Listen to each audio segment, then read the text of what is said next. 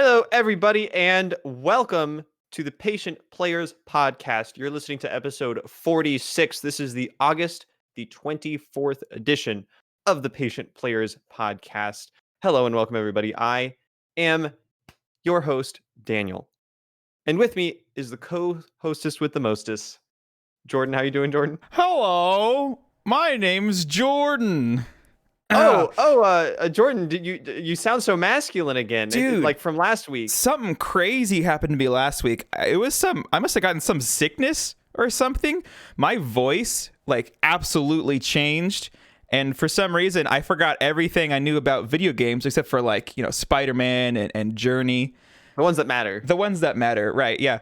I think that I don't know if you got into my head somehow.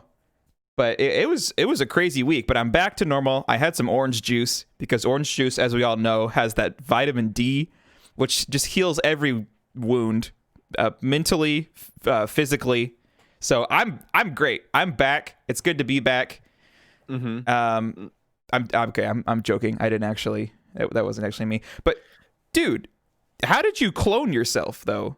You actually found someone who loves Spider-Man and Journey. What happened? How on earth did you do that? Well, I must have cloned myself a long time ago, and I'm the clone because he has lived a lot more life than I have. Oh, that's right. So he cloned himself and then dropped you off in Texas. He's like, it's too hot in Texas. I can't grow my plants. Speaking of Spider-Man, I'm like the Ben Reilly clone to his Spider-Man. Oh, wait, who's Ben Reilly? I don't know that one. You would if you knew Spider-Man. See, this is the problem. But I need to get Imran back on here. I love Spider-Man. Oh well. Well, thanks to Imran for stepping in last week from the Jock and Nerd podcast? Yes. Big shout outs, big thank you to Imran, the nerd of the Jock and Nerd podcast. If you missed last week, definitely go back, get that one. It was a special one with a guest star. I actually had a fan approach me earlier this week, but it was today. And they were saying that it was really cool to get a different dynamic because they were so used to me and you. And dude, I was thinking the same thing. I was listening to it and I was like, holy crap, I want to go listen to this guy's podcast now. I know it's a way for to share what he does, but he even shared it with me where I'm listening to this guy speak and I'm like, this guy's such a cool guy. And I went and checked out their Instagram and everything and looked at a lot of their episodes they've done. That was really cool. Yeah, I think the Jock and Nerd are pretty good podcast community members as since not only collaborating with us, I've been seeing some of the things they've been doing on social media with their Twitter and liking our posts, and several other podcasts they work with have been kind of getting connected with us in that way. So that was really, really cool. We can't give enough thanks to Imran and the crew over there at the Jock and Nerd. So other than just, hey, go listen to that episode, go check out their podcast. That would be awesome. That's wonderful. Now, as for me, I just got to give you all an explanation as why I've been slacking in my podcasting career for the past 2 weeks. Yeah, I actually got married. So I've been at a wedding. Been on the honeymoon. I'm wearing my honeymoon tie right now because that's how that works, right?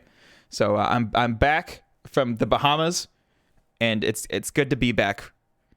Okay. How was international travel during all of this time? Oh, it was actually super easy. My wife and I, because I got married, right? She speaks languages, so okay. It's good to have a wife that speaks languages. It is actually. It is very much. Okay. I didn't actually get married, but I was out for the past 2 weeks because of wedding related activities. But the weddings are all gone. Thank goodness. All weddings everywhere canceled. All weddings are done forever. Funny thing, I had 2 different people get married on the exact day last weekend, the exact same day, because wow, it must have been. It's a popular time for all the COVID weddings. We were supposed to get our beautiful summer wedding, but we pushed it back 3 months. So apparently everyone chose. Yes. What was it? August. What was last Sunday? August 16th. So I guess so. That's the makeup date for all of the weddings from April through July. Exactly. So that's done. I'm back. No more getting married. No more. Everyone just cool your jets. A little bit. Single isn't being that bad. That came out wrong. It's not that bad being single. I think what Jordan is trying to say is that at Patient Players, we have officially copyrighted love. Yes, we did. We do love. We do love, and we exclusively do love. No one else is allowed love any longer. We You do can love. only find love at the Patient Players podcast. We do love, and also now we do Instagram. I don't know if I told you this, Daniel, but we do Instagram now. Okay, you didn't tell me this, but I found out when I got a suspicious Facebook notification that said Patient Players is now the owner of Patient Players, and I was sitting there freaking out, thinking someone had somehow like gypped the authentication and taken over the Facebook account. Until my wife, who's more versatile at Instagram than I am, is like, "Oh no, that's just the Instagram that Jordan made." Oh no! Well, she thinks that I made it. She doesn't actually know. If you sign on to the Instagram page, there's just one post of our logo, and the only thing it says under that is "We do love." So that's appropriate. That's all you need to know. It could have been anyone, honestly. That's true. But wow, Daniel, I've been away for so long. Can you remind me what we do here on the Patient Players podcast? I'd be happy to remind you what we do at the Patient Players podcast. Fantastic. My dear co-host Jordan.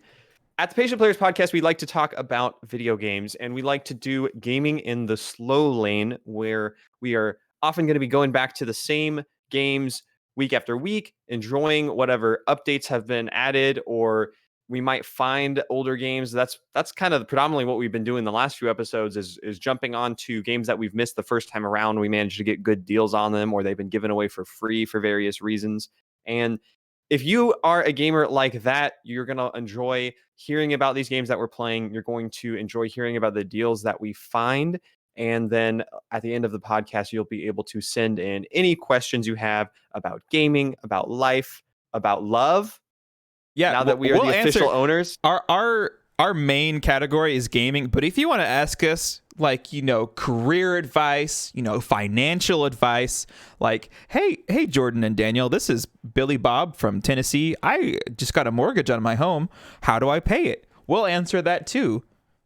Only on Patient Players podcast. I heard a rumor that Jordan can answer legal advice. So maybe even send... The bit instantly falls apart as you're like, oh gosh, no. Wait, yeah, that's is that based off of something or it's the tie, right? Isn't that what it's all about it's now? The tie. Yeah. For those of you listening at home, I am wearing a tie right now. After my extracurricular marital activities last weekend, I sat down at my computer, wearing just looking heckin' dapper. And Daniel's like, why don't you podcast like that? So this week I decided I'd just throw on a tie because that's basically looking dapper. Am I right? I mean, I think it classifies at this point with COVID. You can just put a t-shirt on and pretty much do any business that you want to do anyways. So that's fair. That is fair. And it's also it's almost the color of our podcast. Those of you who are watching live, you can see it kind of matches the border. It's really heckin' close. It is really close. So very nice of them to match their wedding colors around our podcast branding so that I could get a tie. Now, if you want to join in on any of the Twitch fun or anything else with our social media, we will talk more about that later. Just know you can go to www.patientplayers.com/social and find all the links you need there. But we'll come back to that once we get to the question and answer section. In the meantime, I want to know more than anything. How have you been doing, Jordan? Hold on. Now I'm just curious. What would happen if you went to patientplayers.com/socialist? Like, where would that even go? Probably some 404 error. I have not devoted that much time to making the website witty, but I could certainly forward patientplayers.com/socialist wherever you want it to go. I'm saying, like, use your imagination. Like, imagine Daniel. You cloned yourself. You said, Daniel 2, go make a web page that will be linked when people go to patientplayers.com/socialist. Like, what does that look like? I feel like it would just go to the YouTube version of the Russian anthem that Kyle always sends us to celebrate communism. Okay, I like that. Thank you. That's my only question. Okay. So no more questions in the question and answer section either? It's actually the end of the podcast. We just skipped to the end, to the question and answers. Oh, okay. This is the best episode ever. Thanks for tuning in, guys. We'll see you next week. Okay. Oh, anyways. What have I been up to? How's your week been? How's my week been? or Uh, several weeks at this point. yeah, man, I haven't been here in 3 weeks. A lot has happened in 3 weeks. A lot of gaming changes. You know, Hearthstone got an expansion. I've been playing StarCraft Oh, yeah. 2. Oh yeah. I got, this isn't technically gaming, but I got a Lego Mario set in the mail a few weeks back. All right, that seems like such old news to me because I keep seeing this terrifying Lego Mario everywhere I go. But Exactly. It was, man, I was so excited to open it. So there I was. I poured out all the Legos, and lo and behold, you know how the bags are like labeled with numbers, like this is 1, 2, 3. Amidst all the bags, there was just a mysterious little box, just a little white box, and I picked it up and I said, "Oh, I know Legos. I know that this is the heart of Mario himself." And I opened it up, and lo and behold, it was the cold, dead carcass of Mario himself, which looks absolutely terrifying. Because the thing about Lego Mario is that his eyes and his chest hole, his chest screen, and his mouth are all digital. So when that's turned off, the man's terrifying. The man is freaking terrifying. You mean while his soul is not occupying his body, he looks scary? Exactly. But when his soul comes back, you're like, oh, that's the Mario I know and love. You know, his soul comes back. You put his pants on. You put his hat on. Just like a real person, really. Just like me when I get ready for the day in the morning. I get my soul. I get my clothes. So that's been wonderful. And I actually spent a lot of today building. I got the Bowser's Castle set. So I spent a lot of today building that, and it's I fun. think you mean the expansion pack. That's right, because you need the starter set to technically play with the rest of the sets. It's really cool how they incorporated like making a video game into like a real life toy thing. Now, granted, you need like what's it called? Something that kids have. Oh, imagination. You really need imagination to like really enjoy it. So obviously, you know, I'm old. I don't have that anymore. You know, us old folk that just goes away. We play video games. We don't have imagination, right? Exactly, dude. Man, games are just like, you don't need imagination for nothing. It's like watching a movie. But anyways, where was I going with this? It's a cool kids toy, but honestly, I love it for just the little digital Mario that comes with it, and the novelty of like placing him on the enemies and he'll make little noises. It's a really cool set. Do you think you can demonstrate for our listeners at home? Can you get a Mario noise? Can you capture one? Do I have to like live? make it myself, or are you saying that I need to have the Mario do it? No, I want to hear this Mario man. Oh, okay. Well, thankfully I can see the speaker in the back of his head where all of us keep our speakers. Right. Lego Mario time. Did that come through? No, I'm not getting anything. Okay, well, it came through on on the recording, so the listeners heard it. But okay, I'll have to. No, I'll catch it later. Oh gosh. Meanwhile, the listeners are going to be hearing this. Woo, whippy, yeah! Unspeakable horrors have I unleashed. Yep. So that's Lego Mario, and he's been a blessing to my life for the past few weeks. It's really cool, dude. So I know that's not really cool. Technically gaming, but it's been really fun to play with those kind of things. It's gaming in IRL. It's gaming IRL. All right. It's gaming in the real lane. Ooh. That's literally IRL. Oh, in real lane. Oh my word, dude! I think we just stumbled upon something big. I think we have. We need to trademark it. IRL TM. Earltum.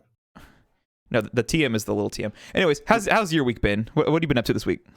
Well, my week has been a lot of gaming, a lot of Heroes of the Storm specifically with that team. We actually that last episode was right after our second match. Since then, we've had our third match, and tomorrow we have our fourth match. So very good. Tomorrow's been a lot of Heroes of the Storm. Are the matches usually on Sunday every week? No, so it's pretty interesting. You receive a new match every week, and then your team's captains have to coordinate some free time between the two of your teams. Ugh, that sounds terrible. It works out because we already have dedicated practice times throughout the week, and one of those will usually just become the match. Oh, okay. Nice. So that's not too bad. And then you have a 2-week window in which to schedule it, which means sometimes, like let's say week 1, you get a match, and then week 2 you get a match, and you haven't played either of them yet, you might do 2 of them in the same week. So This that's is starting why to sound like a kind of fire rough. hazard. You and your wordplay every time. It's so good to be back. It's so good to be back on the Patient Players podcast. Someone get Imran on the phone. Wow. I was like, last week was so devoid of dad jokes. That was my biggest complaint. Let me tell you what. I was listening to it and I was like, there's an opportunity. There's an opportunity. Come on, guys. You're missing the gold. This is why you can't leave. You if you leave, there's just so much bad humor opportunity wasted. I'm sorry. I think you meant good humor, but continue with your matches. Okay. So I mean that we'll get to the video games, right? No rush into the video games. I've also been coming a little bit out of the quarantine in my plans. I haven't actually started doing that yet, but Your plans? I'll be yeah, like there's domination plans. Exactly. I'm Okay. letting the virus come back a little bit. That way the minions who have been infiltrating can start to do their work. No, Evil Genius hasn't come out yet, Jordan. I can't talk about this yet. Oh, man. I forgot that game was a thing. It's been a while, hasn't it? I've been seeing notifications because I've been following them, but they haven't had anything big recently, no. Okay, that's good. That's good. Unfortunately. However, other than that, I got a new laptop from my workplace, which is cool because my old one, I spent about 2 weeks trying to bug fix why these 2 random Windows services were eating up 60% of my CPU at all time. It was infuriating. Oh, goodness. Is that what you spent like 3 hours on the phone about? Yes. It was a collective, I think, of 4 hours of IT phone calls throughout the day trying to get my work computer from freezing. I could still work on it, but it just was freezing nearly constantly. Right. Because it was running hot all the time. And I'm a computer guy. I know things like Windows services. I know troubleshooting. I had a license at one point in the past, and I couldn't figure it out. The IT guys couldn't figure it out. They're like, we're just going to replace your whole laptop. So they did. I didn't know I was getting a different model, and it's one of those fancy ones that flips all the way around and becomes a tablet. Whoa. Yeah, I've never had anything like that before. It's super cool. Wow. Man, if they'd sent you another bad one, you should have been like, oh, hey, guys, it's doing it again. You know. Or if there's like a newer version of this flip tablet thing, you can be like, guys, I don't know why it's at 80% CPU all the time now. I'm just in there like writing Windows scripts to eat up my CPU. Exactly. Yeah. Like, is there a newer model you can send me, or It's super cool too. Yeah, like they didn't tell me that when I got it. The only way I figured it out is because it was called like a 2-in-1 laptop. That was like the serial number. I was like, what is this model? And I was holding it and I was like, these hinges look weird. And at one point I wanted to lean it back. I was like, how far back does it go? And it just kept going. Nice. And I was like, no way. And I just kept going with it, and it flipped around, and Windows was like, do you want to enter tablet mode? And I was like, yeah, I want to enter tablet mode. Unfortunately, the work I do is a lot of typing and like command line interfaces and terminals. So I flipped it around into tablet mode, and I opened up a command line, and then I like opened up a virtual keyboard, and I'm like, CD space directory. It was mostly just for fun. But proficient working at home. That's right. Proficiency is out the roof. They're like, ever since we sent efficiency. Yeah, efficiency. I was like, that's not the word. It's not proficiency. Efficiency. Yeah, they're like at work, and they're like, wait, Daniel's efficiency has gone up 200%. And you're at home like typing on a touch screen, like, haha.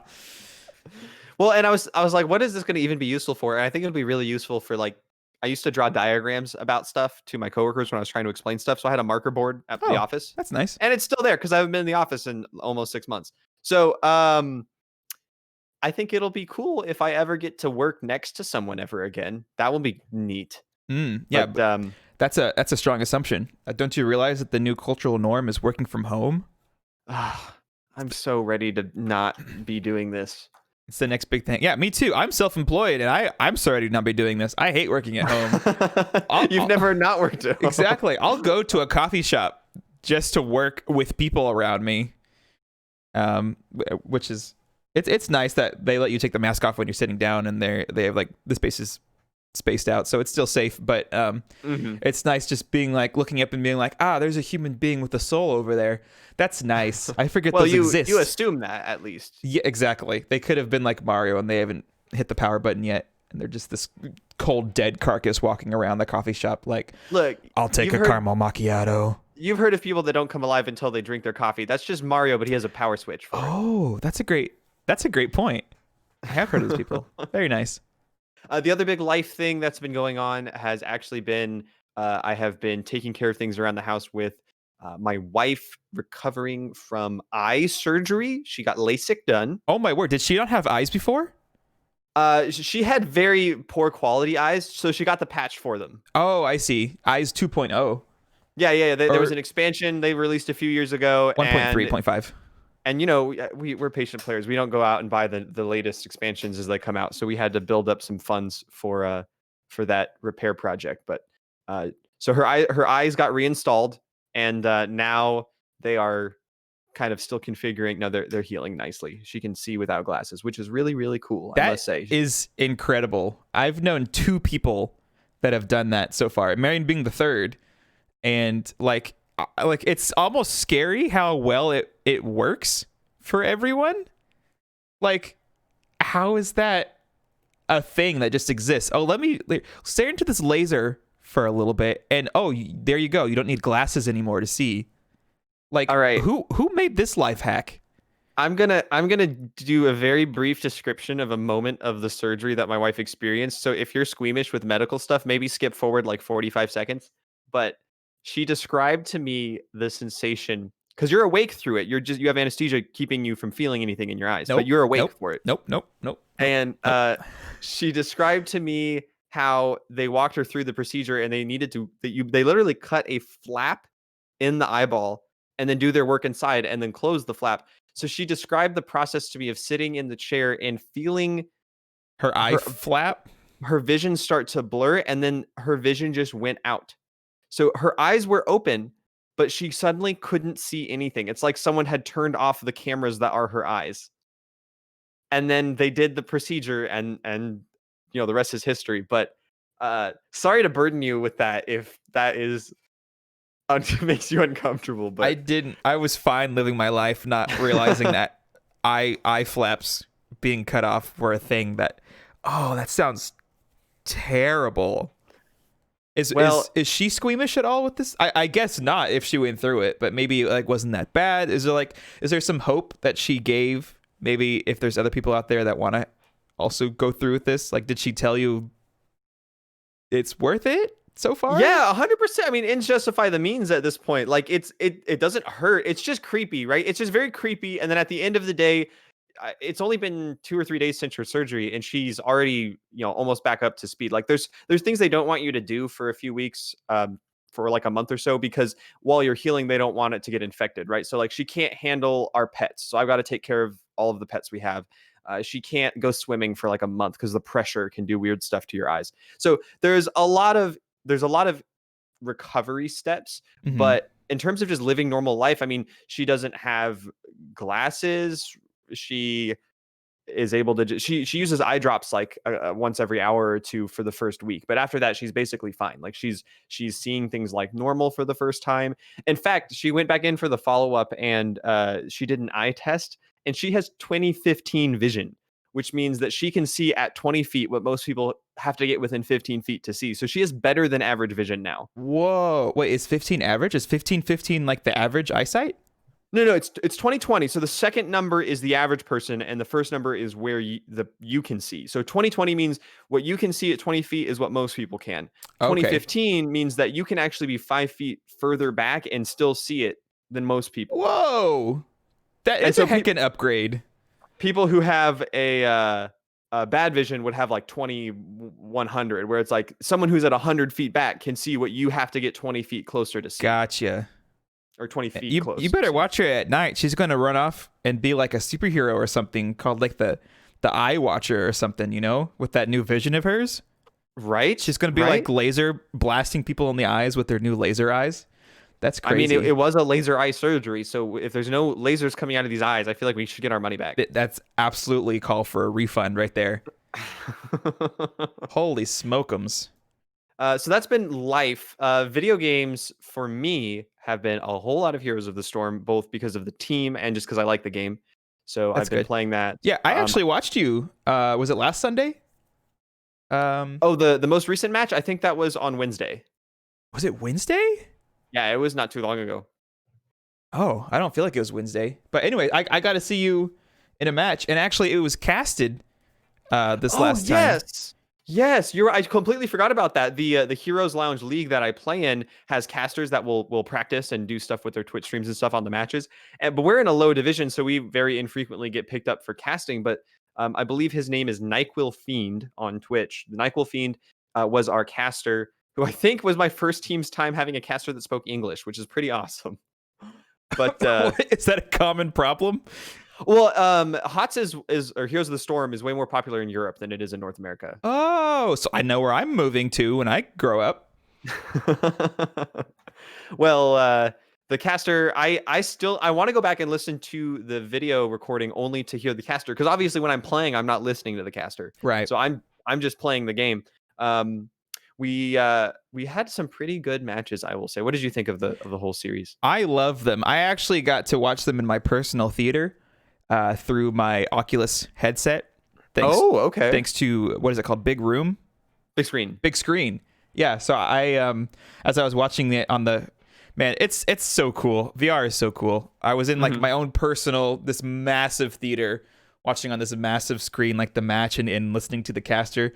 And then I click a button and I'm sitting like around a campfire outside, and it's being projected like on a screen. I actually ended up with the living room, oddly enough, where I'm just on a fake couch watching it on a fake screen, when I could just go like 2 rooms over and do that in real life. But I'm sitting here with my headset on, my hands back, like, this is the life. Well, so when I remember doing stuff in big screen, like I tried playing games in big screen before on that screen, and I remember the resolution being kind of a problem where you couldn't really see stuff. And HOTS is such a detailed game where like every little animation and icon matters. Did you find it hard to follow at all? Oh, absolutely not, actually. That's weird. Yeah, no, not at all. My computer was struggling, actually, because my internet is wonderful. So every so often I get like a buffering screen. It's trying to, run this 1080p video in a VR environment. I assume that's what the problem was, because I mean my connection is immaculate. Maybe it was Twitch servers or something, but that was the only problem. Is every once in a while it would get like a buffering like sign, but it was like during a good part. So I was like looking around for my controllers, like quick, refresh. I need to see what happens next. Yeah. So here's a question: do you think that if you were to crank down the settings on Heroes of the Storm, could you run it and be in big screen? Like, could you on a Lego Mario? Oh, I see.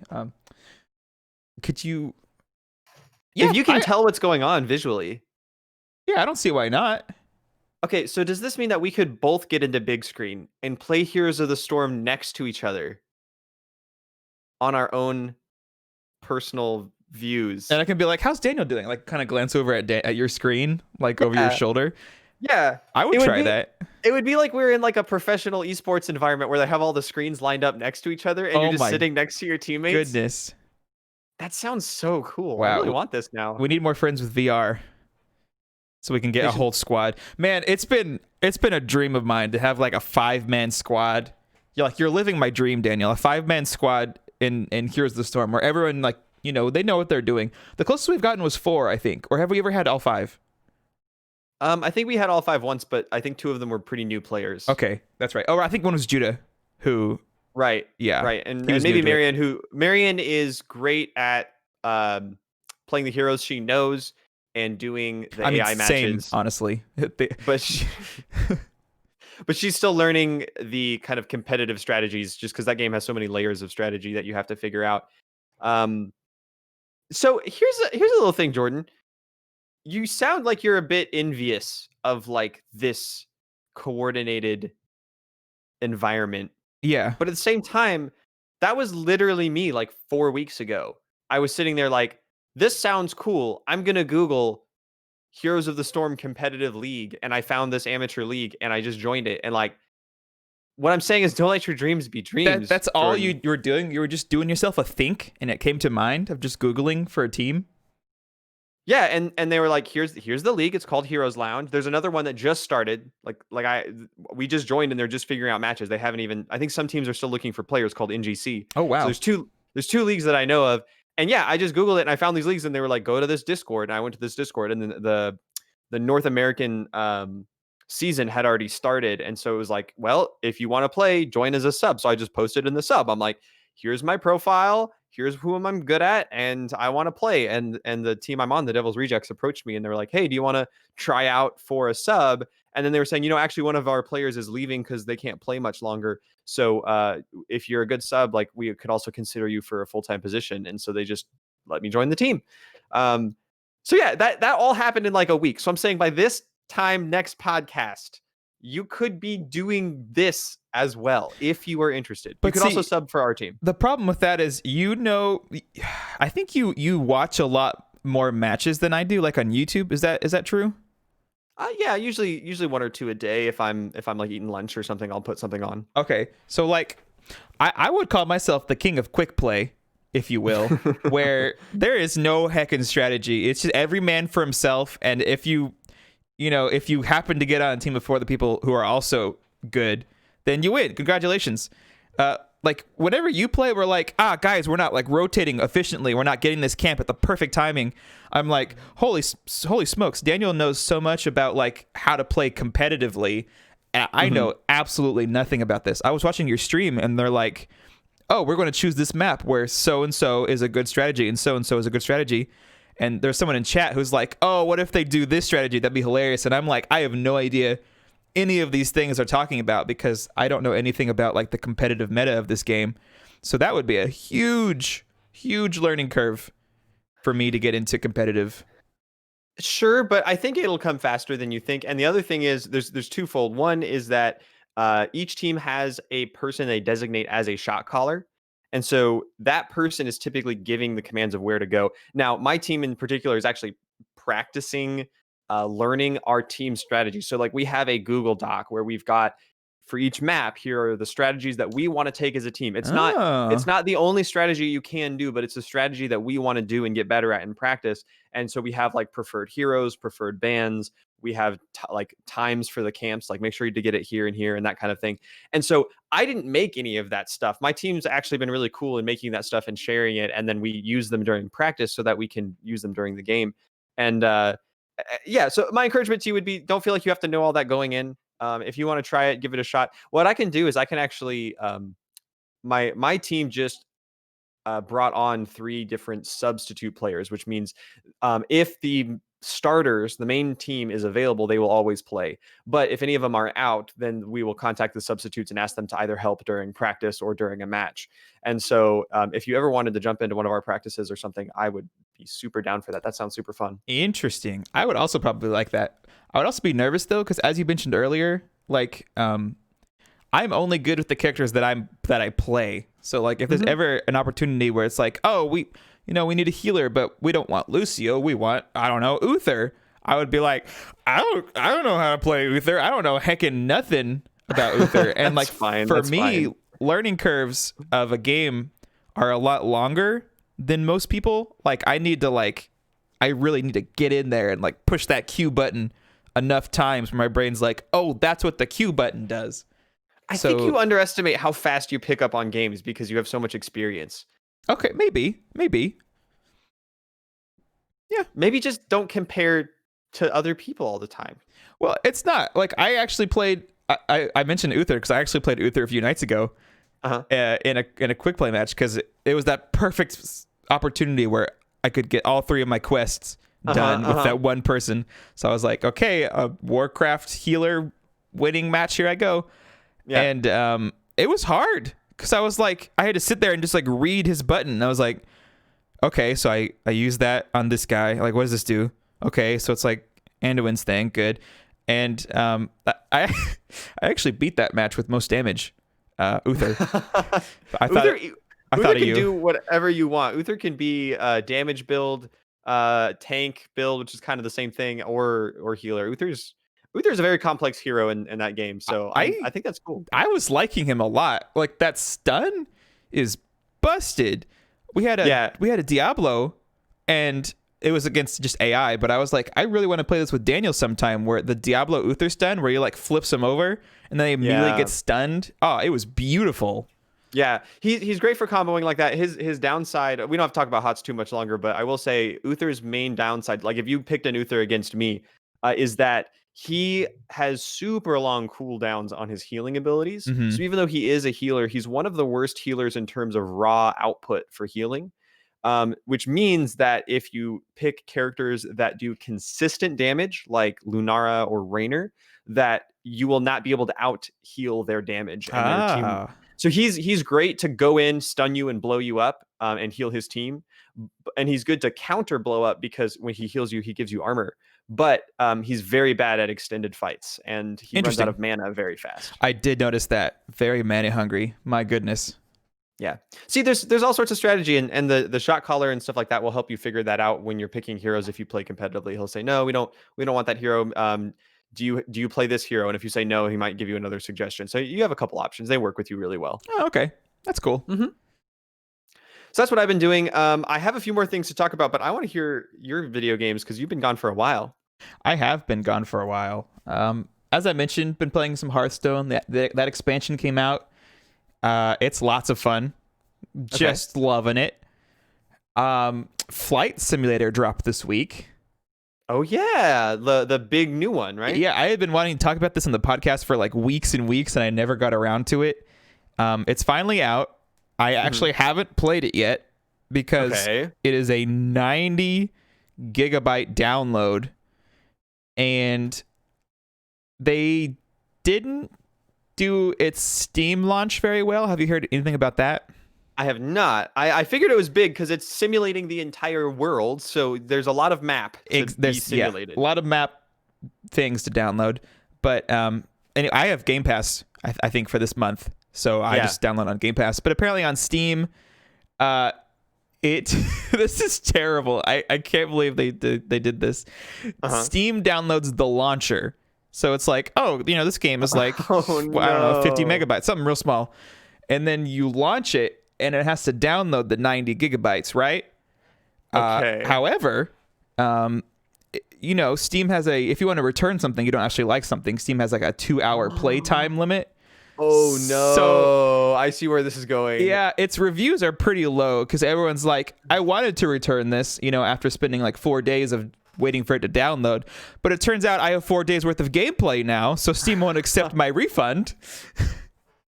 Well, to clarify, they automatically accept the refund if it's less than 2 hours. They will still review and possibly accept the refund otherwise. I don't think so. All the reviews were saying, like, I literally cannot refund this because it's over a certain amount of time. But maybe they just didn't check. It's just a manual process, so it takes time at that point. Gotcha. Like, there's no guarantee that it'll get approved. Well, they're probably going to be refunding a lot of those. But, like, I saw that it had mixed reviews on Steam, and I was like, oh, no, are people not liking Flight Simulator? This is so sad. But it's all because of just people are upset that it's a launcher you download and not the full file. Oh. So yeah, I haven't downloaded it yet. I'm still looking forward to playing it, especially in VR. So are you going to be using a keyboard or an Xbox controller? Probably an Xbox controller because I don't have a HOTAS, I believe it's called. You said it right. I'm so proud of you. I did. I've been doing a lot of the thinking of the hose and the tosses. Oh, that came out wrong. The HOTASes. Been thinking a lot about HOTASes because Star Wars Squadrons is going to be a thing soon. It's going to be a good deal to invest in one. Flight sim. So I found one for like 60. I was like, I'll hold off a bit. Maybe I'll try Flight sim with my controller I already have, and I'll try Squadrons with my Xbox controller. Okay. Well, it's really, really funny that you mentioned that because I was having a conversation earlier today with my dad, and you have met my dad. I have. I'm a big fan of your dad. The kind of person he is, and out of the blue, he was like, "Oh yeah, man, we were talking PCs because there was something we were doing with our like church production stuff," and he was like, "Yeah, we're gonna get this new machine." He's like, "Oh man, this machine, we could use it for that new Microsoft Flight Simulator. Have you seen that?" And I was like, yeah, actually, like I'm probably gonna. Have you seen that? I was like, I'm gonna probably talk about it on the podcast with Jordan today, and he was like, yeah, I've actually like not seriously, but I was kind of having this dream about like investing and getting a machine that could run it, and then getting like the full like setup and everything. And so my dad was never a pilot, but he was in the Air Force.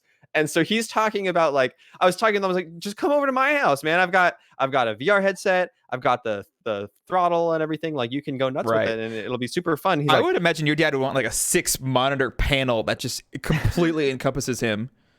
well, and he was like, no. Oh, so I was like, I have one of those things, those HOTAS things. And he was like, oh, but you don't have like the real ones with like the thruster thing. I was like, well, yeah, I've got a thruster. And he's like, no, but the one that has like the 3 different channels and like the pitch and yaw. I was like, oh, you're talking about like Air Force things. I don't know. I just have like the spaceship one. Like I don't have all the actual Sorry. switches that are. I don't do aircrafts. I do spaceships, Dad. Right. And he's like, no, I want that one. And knowing my dad, it's kind of funny because he has this habit of like picking up a hobby, obsessing about it, and buying the highest quality stuff for it in like 2 weeks. And then over the course of like 3 or 4 months using it and then kind of fading off. Like he's done that with photography and like he's done that with firearms and stuff like that. So I would love I'm surprised you said that on the podcast. Like I wanted to bring that up, but I didn't. Basically, I could buy his HOTAS in 3 or 4 months. It's what I'm hearing. Yeah, I'm sitting here. I'm like, he just redid like his my old room in the house that I moved out of is like his personal music room. So he's got like a turntable in there, nice speakers and everything. Oh, it's amazing. I got to try it out last time I visited. Whew. Yeah, it's super cool. Wow. And he's just been adding upgrades and stuff to that. That's like awesome. his hobby. So, but I can just picture a world where in like 3 months you walk in that room and he's just got like the full chair, like the dentist chair that goes back and like shakes and rocks. Oh my and, gosh. And he's got like the Star Trek like HOTAS thing. I don't think it's actually going to happen, but I want to say that now on the podcast because in a few months, if that actually comes to pass, it would be the greatest thing ever. Man, he could just charge people to come over and use his flight sim setup. Wow. Yeah. I could picture him getting like these nice big monitors, like the professional like OLEDs, just massive walls. Or just like, moving the ones he already has over to the other room. Yeah. that works too. But then he has to move them, just have them in 2 places. So no flight sim yet, but we'll hear about that in the future. Yeah, in the future. I probably should. In fact, I'll probably leave the download on when I get off today, just so I have it ready and downloaded. I kind of want to do that too because that sounds interesting, and I have Game Pass as well. So maybe I'll check it out with the throttle, and I'll tell you if it works well. Very nice. If only there was multiplayer. Look out my flight window, and be like, "Hi, Daniel." Oh my goodness, I feel like that rings a bell. I feel like 4 years ago or 5 years ago, wasn't that a project like people were adding multiplayer to the old Microsoft Flight Sim? What? I did not hear about that. This is a true thing. I definitely know this is true. That the original Microsoft Flight Simulator is so accurate and is often used for flight training for people who want to become pilots. It's also used for air traffic control training. Oh, wow. Because being an air traffic controller is so complicated and difficult that the trainers use it as an environment to practice using the terminology and practice coordinating all these different planes. So if I'm trying to get my pilot's license and I'm using the flight sim as like training hours for my pilot's license, I'll get on there and I'll actually have to interact with air traffic controllers like I would in real life, so I can learn that whole interaction. But meanwhile, the people I'm interacting with are also training, and they're training to be air traffic controllers. And so there are mods for the original flight simulator that actually let you, like, you're not flying anything, you're just the air traffic controller. And so you're getting on mics with people and you're doing that job. Oh man, that is sick. It's really cool. I learned a few weeks ago that as a diabetic, I'm not allowed to become a commercial airline pilot. So I guess that makes sense. There goes that dream, that it was my dream for my whole life. However, I still can't be a private airline instructor. So once I master flight sim by Microsoft, I'm out of here. I'm going to be flying to, Middle East, going to Dubai, getting my own personal island over there. I'm just picturing you with that tie, but like with the full pilot's outfit and the little hat and everything. And you walk in, you sit down, you're like, all right, where's the Xbox controller? Yeah, dude, sign me up. I'm going to master airplanes with Xbox controllers. And on my airline cap, instead of the little, do they have a little picture like on their hat, like where the M is if they're Mario? Like the Mario like pilots? You might have like a pin on the hat. I was going to say, I'll just have the little Patient Players logo just up there. I'll be like, this is what inspired me to be a private airline pilot. Welcome aboard, everyone, to the Patient Airlines. Thank you for flying Patient Jordan. That was really, what's the word? Surreal? Like that was cool. Just do a whole podcast through the intercom system. I wanted to close my eyes and just imagine myself like in a flight waiting to be taken to my next destination. See, to accurately do it though, I would need to turn my mic's gain all the way up so that all the fuzzy air just sounds like the engine starting up. Ugh. But then I'd be too loud, so I have to go stand across the room and do my little thing. No, it worked out well. So we don't have to do that. Don't worry. Okay, well, we'll add it all in post. It'll be fine. Oh, good. Yeah. Cool. So you have not played Microsoft Simulator. You have been playing Hearthstone. Anything else? I have. Yeah. And speaking of VR, I got to play a Oculus Quest this week because a friend of ours brought it to our church meeting on Thursday night to show it off to everyone. And I was like, I do, like, I told him, I was like, no one was using it. I said, I know I have a Oculus, but can I play Beat Saber on your Quest? I just want to see how it is again. Just to show off. Let's all be real here. Well, let's all be very real. See, but the sad part is I went first, and so no one was impressed. And then everyone else went, and they're like, wow, this is so hard. This is crazy. And I was like, no one cared when I was up there doing it because they're like, oh, it looks super easy. So unfortunately, I did not get a show off. I played some earlier today, and I was doing like all the hard levels on expert, and I was like, I could have shown off doing this level, and I was rookie mistake. I was mad. I was like, I didn't get a turn after everyone had gone to see how hard it was, and then but it was fun playing it on the Quest. I relearned. I do not like the Quest. The weight. Weight of it, yeah, and. When you brought it over and I tried yours, you had the counterweight. Yeah, here for the video audience. Oh, he just grabbed it up as well, just like that. Yeah. So I have two accessories. I brought them up before, but I'll mention them again. I don't think I would keep the Quest without these. That's how important they are to me. But I would absolutely agree. Yeah. They are made by Studio Form Creative. So if you Google them, they have a head strap that goes across the middle, and it balances the weight off of the front of your face. And then there's a counterbalance strap. The actual counterbalance, you can stick whatever in there. I just have like a battery in there. But yeah, I think this is absolutely critical if you're going to have an Oculus Quest, because without it, honestly, when I put it on, just naked, not that I'm naked, but that the device is naked. I want to clarify here. Okay, good. The weight of it on my face, I mean, it's cool for like showing to a friend for 20 minutes, but I would never want to like play Skyrim or Boneworks or anything where I'm going to be in there for longer than like a half hour, because it just starts hurting your face real fast. And that's absolutely what I was about to say too. That's why I was bringing it up, is that I felt like I needed to be like Benedict Cumberbatch with like just protruding, what are these called? Cheek muscles? Cheekbones, I think is what you're thinking of. Man, that thing was just like squashing my cheekbones. Like, it was a heavy front-facing boy.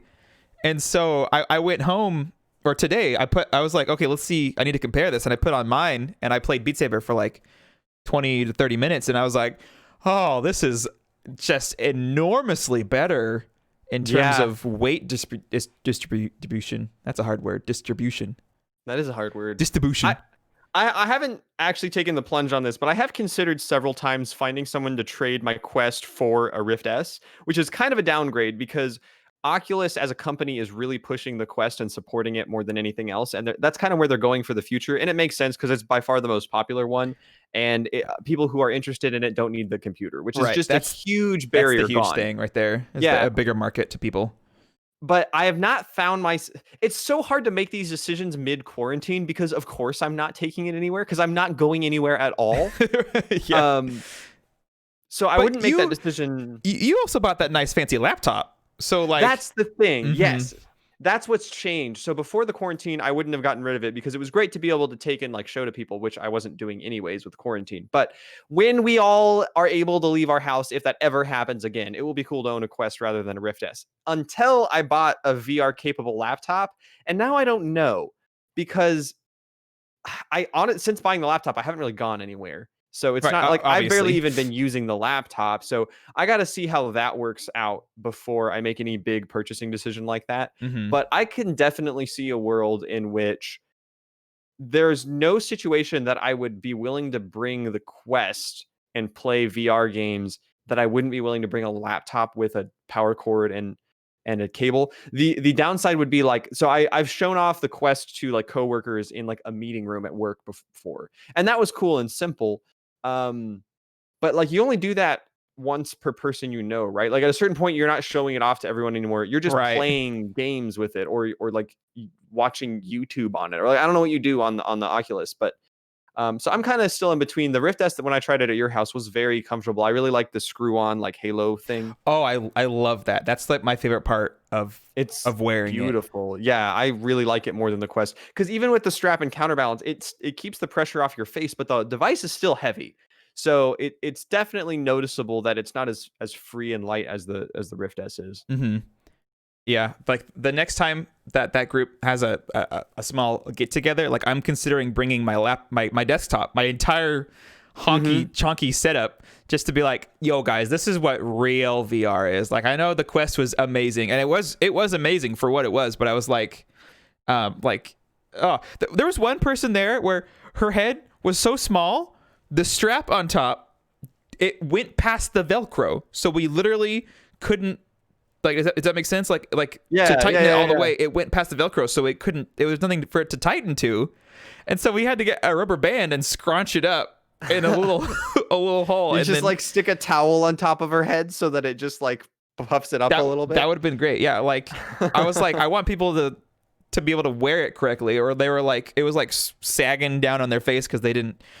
And also like tightening it, I think is like also one of the biggest, or just like wearing it is one of the biggest barriers to showing it off to people, because you don't know if they're actually seeing things correctly, or if they're seeing like a blurry thing and they're like, yeah, this looks great, because they think that's what it like is supposed to look I've like. Definitely been there. I think Marion was that way until I adjusted the inner pupillary distance thing, and then she was like, oh, that's what it's supposed to look like. Also, totally didn't even think about this. Marion, if you're listening to this, you don't have to wear glasses in the Oculus anymore.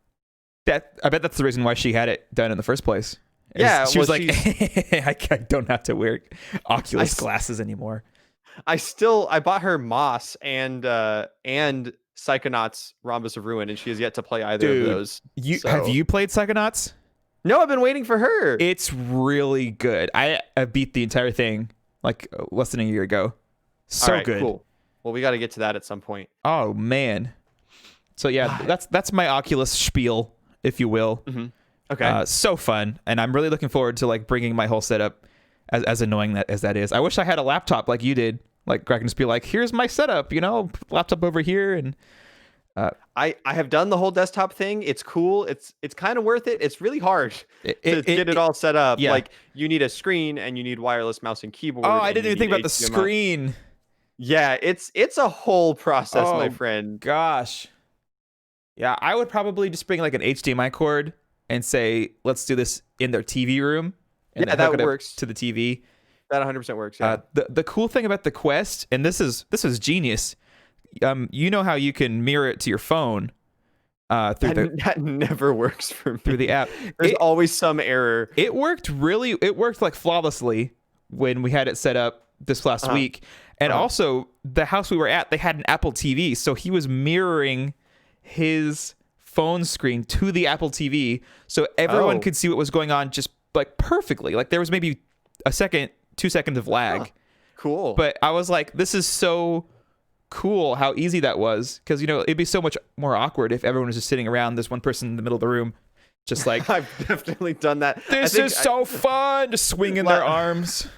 Last Christmas at my my in-laws' big Christmas event with their like 50 relatives, I was showing it off to some like extended cousins, and there's just this ring of chairs, and then just some dude playing Space Pirate Trainer, and you can't see anything, so it's just there's good old cousin over there shooting at the robots, and it's VR. It's like the cliche moment, like in like an old comics, where it's like, this is going to be VR one day. Old Timmy's off just doing wild things with this wild VR. It was basically that. It was great.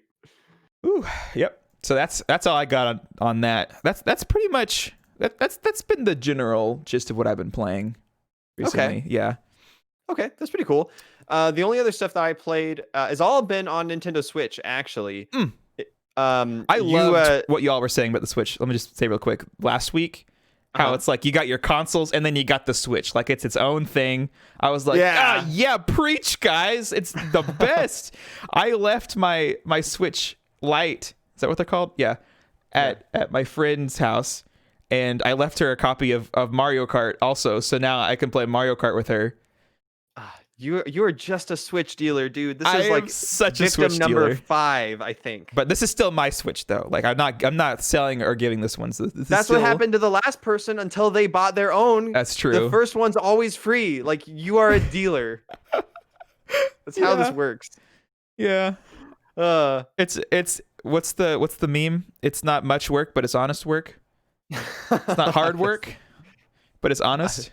I don't know. It's not honest work, but it's hard work. Oh no, that's not it. Sorry. What have you been playing on the Switch? Lots of things. I re-downloaded my entire library thanks to the new SD card. Oh, the SD card shenanigans. Yeah. Yeah. You weren't there, but I know you went back and listened to some of what I talked about last week with Imran. And yeah, so I have this new fancy 256 gig SD card. So I did not hear that. Oh yeah, so I went back. I think it was at the end of the episode I was talking about buying a card for a family member of mine, and then I went ahead and bought an upgrade for mine as well. Okay, I must have missed that. What was your old one? My old one was 64, and the console is 32 gig. Big upgrade. Now my card is 256, so much bigger, right? So re-downloaded Zelda, re-download all these games, and so now I can just go to like click the all software button and just boom, all these games, and they're all ready to play. And I'm like, beautiful. Oh, this feels good. What do I want to play now? Or you can fit NBA 2020 on there 6 times. I could do that. Actually, I don't think it's possible to copy a game multiple times. So you gotta work on that first. That's and then just I will get me pointing out how terribly developed NBA is, that it is like twice as big as Breath of the Wild. A basketball game is twice as big as Breath of the Wild. I think 3 times as big as Animal Crossing and Mario Odyssey. What? Well, you see the thing about you got the court, you got the peoples. Why is this 40 gigabytes? The thing is, it's not the amount of content. It's the resolution of the assets. It honestly is. And let's be real. Nintendo cell shades Zelda, and Animal Crossing certainly doesn't have like the most high density textures. Okay, but I challenge you, Daniel. Find a game on Switch that is bigger in size than NBA. Isn't The Witcher 3 massive? I hope so. Dude, if NBA is bigger than The Witcher 3 on Switch, I will rage. Are you looking it up right now? Yeah. Okay, Good. The Witcher 3 eShop file size is... Oh, it's only 28 gig. Oh, no. What's NBA? It was 41. Oh, my gosh. Okay. Yes, dude. Like, what are they doing in NBA 2020 that needs 40 gigabytes? I gotta say, the way I found this out is I went to a Reddit thread about The Witcher 3's file size, and the number 1 comment is, fun fact, this is smaller than NBA 20K19. No way! Yeah, that's 20K19. 2020 came out, obviously, this year, and it's also huge! It's massive! Well, I've not been playing NBA 2020 6 times on my Switch. What I have been playing... Close guess, though. Is more Dark Souls. Oh, nice. For what, the 8th time?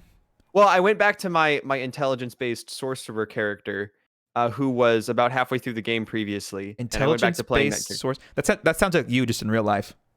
Oh, thank you. Mm-hmm. I appreciate that. Yep. I've got to say, I don't know if I said this before when I brought up Dark Souls before, but this is my first time out of my like 6 playthroughs that I'm using intelligence as my main stat. It feels like I'm cheating. The entire game feels like I'm cheating. It's broken. It's super broken. So like, if you want to play Dark Souls and you don't want to suffer and like get good, just play an intelligence character. It's so easy. That's like long range magic spells, right? So like, yeah, at the beginning of the game, you just get like a magic missile equivalent. It's like you get 30 shots, you kind of target an enemy and just pew, and it does some damage, right? But like, if you build your character all into intelligence and you get the right spells, because you get better spells as the game goes on. And so if you go to the right areas and get the right spells, there's an area called the Archives that has a lot of sorcery stuff going on. The boss is sorcery related. You buy sorceries there. A lot of the lore is based on that. And if you go there at the right time and you've done the right things to like with the NPCs that give you sorceries beforehand, then they'll show up there and sell you more. And they're crazy overpowered. And also, if you do something special, I don't want to give away spoilers because I think my wife is eventually going to still play this game. But there's a character who will give you a weapon that does more damage with your intelligence only, and it does like massive damage based on your intelligence. And so I have that weapon, and I have all these overpowered sorceries. And so I went into the DLC recently, which I've beaten the game 5 or 6 times, but I've only done the DLC once before. So this was a big deal. Which one is it called? There's just one of them. It's I don't even remember the name of it. It comes with the remastered version. Okay. Is it the paintings? No, the painting is built into the game. Oh, okay. Okay. Yeah. It's like you have to you get sucked into like a wormhole and go back in time. It's pretty cool. Ooh. But Artorias of the Abyss. Yes, Artorias of the Abyss. So the first boss of the DLC, you basically run into it immediately as you enter the DLC. It's called the Sanctuary Guardian. And I remember it being pretty hard. And I went in there and I like brought out my big old sword and I was swinging at it. And it was just moving so fast and it killed me like 3 times in a row. I was like, man, this is going to be so hard. I was like, oh yeah, I'm a dummy. I'm a sorcerer character. I should be hitting it with my spells. I blasted it with my Crystal Soul Spear, which is my most powerful spell. It did 1/4 of its health. Mm-hmm. Good. And then I have 4 of those. So I just did it 3 more times and it was dead. And I was like, oh. So I didn't have to learn the boss at all. I didn't have to like dodge attacks. I didn't have to like, I literally just blasted it 4 times and the fight was over. And I was actually really sad. I was like, I didn't get to do anything. I don't know if you remember this, but a long time ago, and it might have been on the podcast, I made a joke. We were talking about getting good for Dark Souls, and I said, or you can just use magic spells. And you were like, well, no, there's like limits and stuff. And I was like, I've seen videos of people just walking in, just annihilating it, just hitting X like 4 times. And I'm like, that's strange. I guess I was wrong about that. So now you talking about this now, I'm like, oh well, yeah. Like I've also heard that the non-good way of playing Dark Souls is just max out your intelligence and spam spells. I hate to shift the blame here. I'm gonna shift the blame here. I'm gonna pass the buck. Okay. I heard that sorcery was bad from friend of the podcast Kyle. Dude, you can't trust friend of the podcast Kyle. I'm starting to learn that because he also thinks that food is bad in Divinity, and like food is incredible in Divinity. Dude, so he taught me that. I didn't touch food a single time, even when I was doing the if you die you lose playthrough. I'm watching you play, and you're like, oh, I'll just eat one of these, and I'll get all this stuff, and I'm like, what? Yeah, okay. Poison so resistance like 50% or something, or like we 30? can't listen to Kyle anymore on anything he says. That's the new rule. He's become fiend of the podcast, Kyle. That is his new title. And his new Discord name as soon as we're finished with this. Wonderful. Very good. So I've been playing some Dark Souls. A little bit yesterday, I got back into the Yu-Gi-Oh game that I've mentioned before. Of course. Nothing really to report on that other than that the insanely broken, overpowered deck that I created, I found a way to make it even worse. Good. I played out of, let's say, 5 or 6 games that I played after like upgrading my deck yesterday. And this is against AI, not against real players, but against the AI, I managed to win on my first turn twice. Oh my goodness. That's funny you mentioned a first turn KO because someone did that in Hearthstone this week, I think for the first time because of this new expansion that came out. Like ever? First turn KO I ever? think so. It was like a 1 in 500 chance, so I think he tried 500 times. Wow. This is with all cards from the past 5 years. So that's cool that I was like, oh, this is like normal in other games, because in the comments they were like talking about other card games, and so like is that uncommon for you Gigio? Well, not really anymore. So the thing is that game has been around for so long and they keep releasing new mechanics that there's been this massive power creep. Like when I was a little kid and got like the very first starter decks that they first came out with, an average monster's attack was about 1,500, and like a very powerful monster that you had to spend a couple turns like preparing to summon and like sacrificing other guys to summon would be like 2,500 or 3,000 attack. And those are such high numbers. Why such high numbers? Well, you can just subdivide it. Like there's a monster that has 1,875 attacks, so he's better than the one that has 1,850. You know, but the life points you start with at the beginning of the game is 8,000, and unlike Hearthstone, Imagine if all of the Hearthstone characters had taunt. So I can't attack you unless all of your board is clear. Oh. And so I have to not only have like a 3,000 power guy out there who can beat all the fights, but then when he destroys your monster, he has to then attack you. So I need to have like a second guy out there who can attack your monster, and then he can attack you directly Oh, wow. and do the damage. So That's you basically, interesting. I actually don't know anything about this game at all. So that I'm liking hearing about it, how it's different. yeah, it's really, really cool. So if I go get those old cards I used to play with, yeah, the games would last a pretty long time. And like, even if you had nothing on the board, like you completely had lost everything, if they attack you, they might do like a quarter of your health. And so you have a few turns to draw and maybe save yourself with some like marvelous strategy or some like miracle card that you get. Well, nowadays, let me just tell you the deck that I have right now. Um, using different card synergies of like search your deck for this card and then discard this card. Oh, but I have this guy that lets me bring him back from the graveyard. And then I have this guy that can merge and send these two to the graveyard and he comes out stronger. And I can bring these two both back from the graveyard and then remerge. All of these synergies that I've built into this deck. On my first turn, not the first turn of the whole game, because the person who goes first can't attack, but I'm going second. So it's my first turn. And I'm able to, using all these synergies, get out a monster that has 4,500 attack, which is one of the highest in the entire game. Oh. And the special ability that if you have no other cards on the board, he can attack as many as 3 times in one turn. Whoa. So turn 1, you put out your monster, and I'm like, oh, that's cute. And then it's my turn. I do all of my crazy synergies. I throw down a 4,500 attack monster, and then he attacks your monster and kills it. And then he attacks you twice directly for a one-shot kill because that's 9,000 damage and you have 8,000 health, even at max health. Good heavens. So it's the game is really broken, and you can go online and see people complaining about, and that's not even using the most powerful cards. Right, yeah. Because Like this is the DS game, right? This is a Switch game. Oh, Switch one. Okay. Yeah, this is the Switch one. The most powerful cards are in there for sure. I just don't like using them because I don't understand the mechanics fully yet. I've never used them even as a kid. So we don't have to talk about Yu-Gi-Oh that much more. That's just something I've been doing. But the main one I've been playing is the last game I've played for the week is actually Dead Cells. Oh, you went back to You've been playing Dark Souls and Dead Cells. I'm sensing a trend here, except for the Yu-Gi-Oh. Is it Yu-Gi-Oh or UG? Yu-Gi-Oh. Okay, Yu-Gi-Oh. So Yu-Gi-Oh is a little off on its own here, but what about Dead Cells? Did you get like the DLC or something, or are you just playing through it again? I didn't originally. I actually did get. So they have the main game, which is a Kickstarter game, and then to thank people for the Kickstarter, they released a free pack of DLC called Enter the Giant or something like that, and it is geared towards end game high level, high difficulty stuff. And the way that game works is it's a roguelike, and once you beat it, you unlock difficulty +1, and then you beat it again, you unlock difficulty +2. And there are like some secrets in the game you can only get at the higher difficulties. I only ever beat it at the lowest difficulty, and I was going to continue playing it, but I ended up kind of falling off from it. So I came back and I was like, oh, I'll get back into this game. And a lot has changed. The way some of the weapons work, and most of the game still kind of feels the same, but there's new like secrets they've added that I'm obviously stumbling across and I have no idea what they are. So that's cool. It's like a fresh new game. Yeah, and it feels that way. And so I was like, I don't want to jump back into hard mode. I just unlocked hard mode. I don't think I'm going to be good enough for it. So I'll just do a run on normal mode and get some more points I can spend on like upgrading items and stuff. So I did a normal run, and on my third run, I ended up beating it again.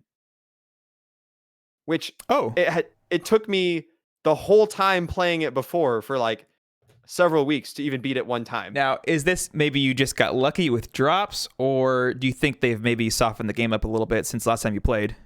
I think a little of column A, a little of column B, because I do remember reading later after I beat it. I remember reading in the news post for the Tomb of the Giants. Tomb of the Giants is Dark Souls. Enter the Giant DLC. Enter the Tomb of the Giants. Exactly. I remember reading that they did bring the difficulty of the original a little bit down, because apparently the jump from like 0 level to first level difficulty was like not as big as it should have been. So they left the other ones as hard as they were, and they made the first level a little bit easier, I think. Oh, okay. And I also got really lucky drops because I got a legendary item, which means because you have to pick like, are you scaling melee damage, range damage, or survivability? Mm-hmm. And then different weapons scale with different stats. A legendary weapon just scales with whatever stat you have the highest. Oh my goodness, that's convenient. Yeah, and it was this insane giant scythe that went across the whole screen, and Oh, you could swing it 2 different ways, and if you alternated, each one would crit. And so good heavens. I was just chunking the bosses like a fifth of their health every time. It was insane. But I did beat it again. So I'm ready to go back into like hard mode level 1, and I was like, "You know what? Let me see what this DLC is about." So I downloaded the free one. I haven't played it yet. But I noticed they have a paid one now for $5. And I was like, "What is this?" Wait, was it on sale for $5 or just at max $5? Just max $5. The Wow. whole game's only I think 20 or 25. Cheap DLC. Good heavens. Yes. Well, it's super interesting. So this game isn't really supposed to have paid DLC because it's a Kickstarter, but they were like, "You know what? We wanted to keep working on the game, and this will help us keep funding it for Yeah. the people who like it." Yeah, good for And them. and get the entire DLC. It's very interesting. I've never seen this in a roguelike game. It is early game based DLC because it's roguelike, so you play the game over and over again. And so it adds an alternate path you can take for the first like 3 sections of the game. Okay. So at the end of the game, you're still going to the same place. Oh. But if you're tired of playing the beginning of the game over and over and over again, you can just take this alternate route. That's cool. It's just different enemies and items and bosses. And yeah, exactly. Okay. Wow, that's really But cool. It's still because the way Dead Cells works is it's kind of this branching path to begin with. You always start in the same place, but then as you go, as you're finishing each level, you can choose to go like 1 or 2 different levels depending on what you have unlocked, Mhm. and they all dump into the same final zone. But you can find other cool bosses and items along the way. And this just adds instead of branching out and then dumping to the final level, you can actually kind of go 2 different ways to start with and then dump into the final level. So I thought that was really really cool. That is cool. I'm getting like Binding of Isaac vibes with that, where it's like they had a game and it always ends the same way, but eventually they were like, let's add in some new like rooms that you go through along the way. And then they really took it to the next level and added a whole new ending, and that went crazy. Yeah. But Well, I think that's what the Enter the Giant does, because there's a door they added in the final boss room when I beat it the second time, where Ooh. there are doors that have markings on them that tell them what level of difficulty you need to be on to get through them. And That's this cool. one has 5 markings, so you need to be on the highest difficulty and beat the final Whoa. boss even to open the door. Dude, that's so cool. Did you ever play Hercules on PS1? What? Where did that question come from? You'll see in a second. No, I did not play Hercules on PlayStation. So the 1. way that game did difficulty, if I remember correctly, it did scale like damage and health to be more difficult. But what it also did was for each step up of difficulty that you chose, you get an extra level at the end of the game. So Whoa. you can only really beat the whole game on the hardest difficulty. And I remember like if you play on easy and get to the end, you end on like a level that's like not at the end of the movie because it's based off the movie, and you're like, well, I didn't win. Like, why am I getting a congratulations? And then you play on the next hard difficulty, you get like this new level of like getting closer to the end. And I'm like, whoa. So that kind of gave me vibes of that, where it's like you only get the real game if you play on the hardest difficulty. No, that makes a lot of sense. That's really cool. Yeah. Huh. Okay. Yeah, I think love it's kind of like roguelikes. that. I think I'm gonna probably be playing more Dead Cells this week. Honestly, Dead Cells is super fun. Hard difficulty, I imagine. Yeah, I want to take a crack at the first level. They're called boss cells because the currency you collect in that game are cells, and so you Very unlock original. a boss cell. Yeah, exactly. Yeah. It's almost like it could be called Dark Cells, you know, and you can pick up these boss cells, give you special abilities. No, I'm sorry, but Oh man. that's everything I've been playing. Anything Man, else you want to talk well, about, or should we speaking go of- to the deals? Yeah, one last thing. But speaking of roguelikes, Rogue Legacy. Did you ever play Rogue Legacy? I did, and I wish I played it more. I might Okay. actually still play it, but Man, Dead Cells is too fun. I loved Rogue Legacy when that came out. The second one came out last week. I think 4 days ago, actually.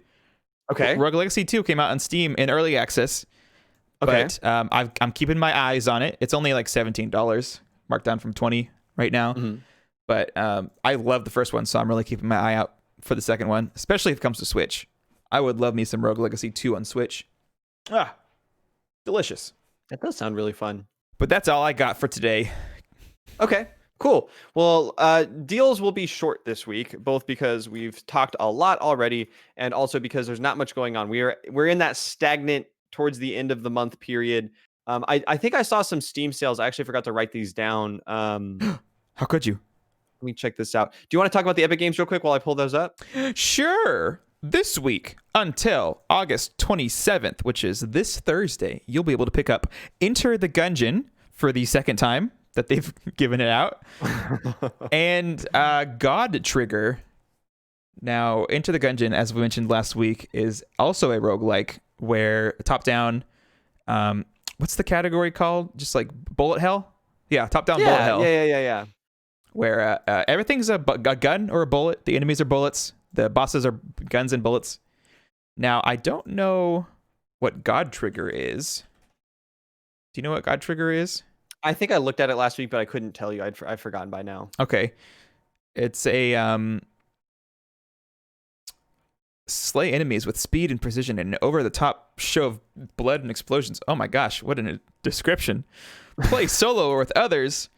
Dodge bullets. It also looks like a top-down bullet hell. So there you go. Cool. Yeah. Cool. With A lot of multiplayer. that kind of game available right now, I guess. Yeah, but it seems to really love its violent take on it. There's lots of gore. So Oof. Okay. Look out for that, I guess. yeah. There you go. All right. Well, that's what's available this week. And then just a shout out for this coming Thursday. Next week, they're going to be making available a couple more. These ones actually looked pretty good. You want to talk about that? The free game's coming up this Thursday? Yes. Yes. So you get to pick up Hitman 1, I believe. Of the new series. Of the new series. Hitman. Yeah. What stupid name they gave it. Yeah, Hitman and the Shadowrun collection. Shadowrun. I hear a lot about Shadowrun, and it seems like the kind of game I'd be into. I think it's a CRPG like Divinity. Oh, that's fun. I could be wrong, though, so I would double check on that. Yeah, Shadowrun. Oh, it's only for 18 and years up. Oh, an adult RPG, but not that. I don't think it's that kind of adult RPG. I think it's just. Oh dear, that would be. I think it's just a mature. I don't think it has a video. It's just screenshots. Yeah. Wow. Okay. It looks a lot like Bastion vibes in art style. Okay. Not a bad vibe. It looks like what's the game? Aliens? No. Arms Aliens. What is Mario and Rabbids based off of? Or inspired by? XCOM. XCOM. It looks like XCOM. Arms Aliens? What? I don't know where that came from, but it looks like Bastion meets XCOM. I'm just picturing Min Min with a rifle now, just like aiming down, 95% chance to hit. Min Min? That's the ramen arms lady. Yeah, where did arms come from? You said Arms Aliens. Oh, I said arms? You did say arms. At some point, the word arms came out of your mouth. Aliens? Oh, I don't know why I said arms. That is weird. Okay, well, that's next week. Or sorry, this week on Thursday. Get Shadowrun and Hitman. Sweet. They're knocking it out of the park, man. Hitman, Enter the Gungeon. Like, if I was looking for games to play, like I had time and not enough games to play, I think Epic's games would honestly be keeping me satisfied for months on end at this point. And I don't think there's much else to talk about. I did want to ask you on the Humble Bundle, what were your thoughts? Because you weren't here last week to comment on it. I wasn't, but as I was listening to last week, before you got to even like the game deals section, I was like, oh yeah, Humble Bundle. I checked, immediately canceled, and maybe like a minute later, you're like, yeah, knowing Jordan, I think he's going to cancel on these. So you absolutely called it. There's some good ones, but like the only one that I think that you would enjoy very much is probably Wargroove, and you already own that. And I already own it, so there you go. There you go. There's a good reason to pause. The last part of the podcast that we're going to be getting into is the best part of the podcast. This is the question and answer section. Are you ready, Jordan? I'm ready, Daniel.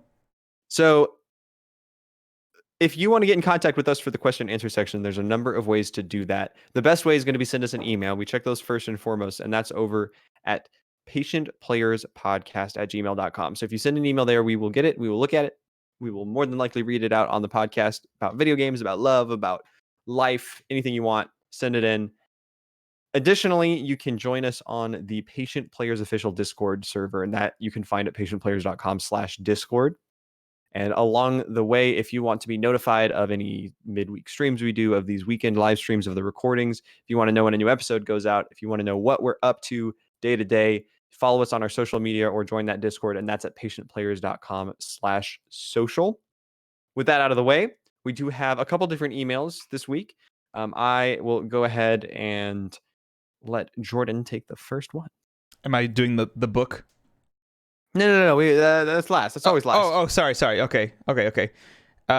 So Deja Vu is what I'm reading. Yes. Wonderful. Hello, patient players. I have a question which has definitely never been asked of you before.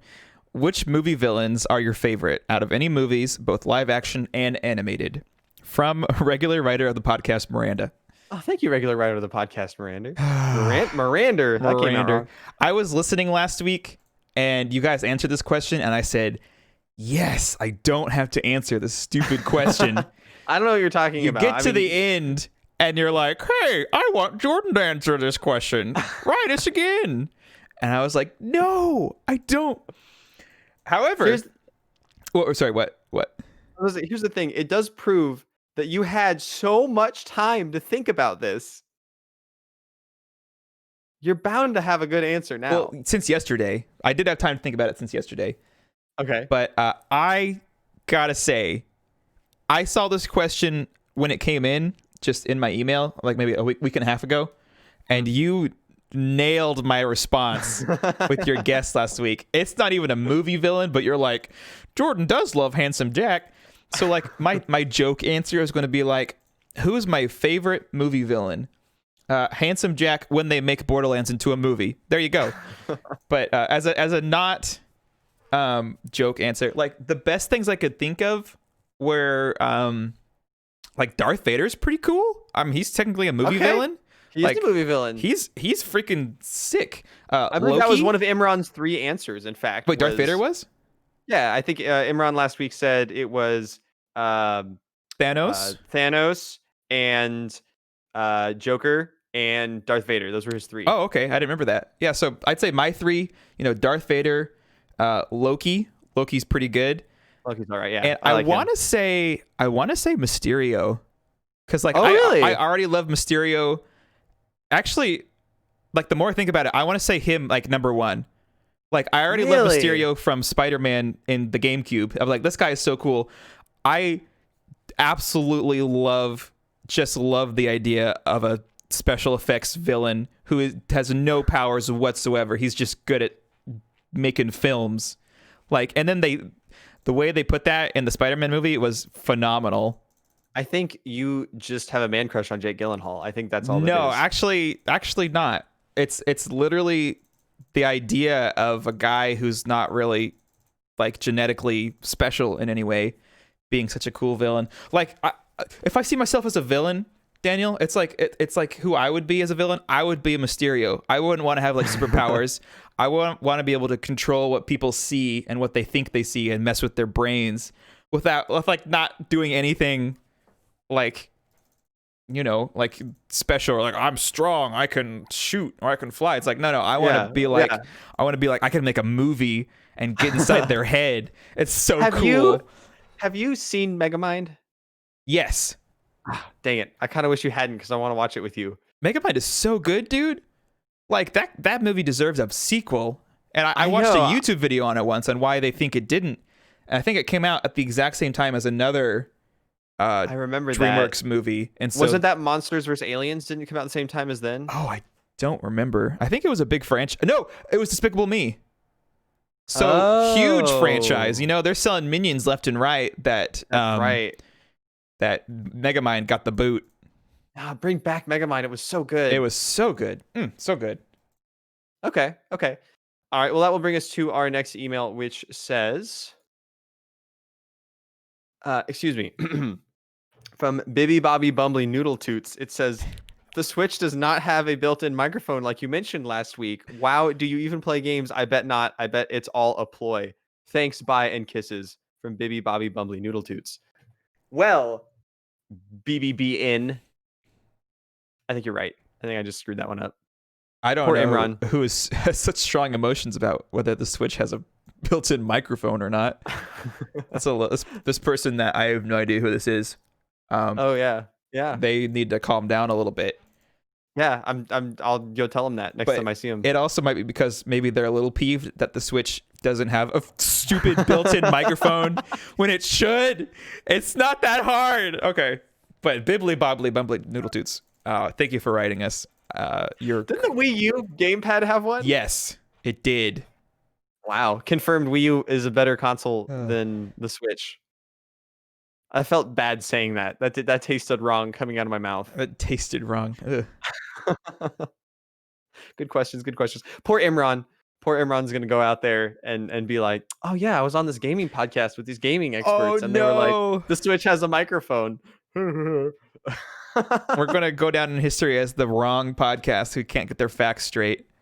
That's okay. We do love. We don't need facts. We do love. We don't do right facts. We never claimed to spread truth here. We only claim to spread love. That's fair. It's one thing that we go down in history being known for. Now we have it.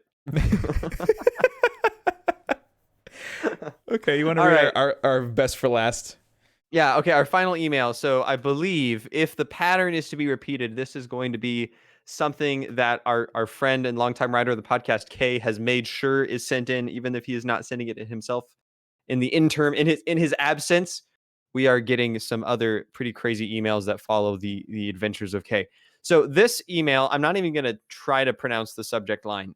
It's like a redacted date, basically June dash, and then like corrupt information. Yeah. Somebody wrote over that space of memory with very garbage characters. They were trying to get their Pokemon.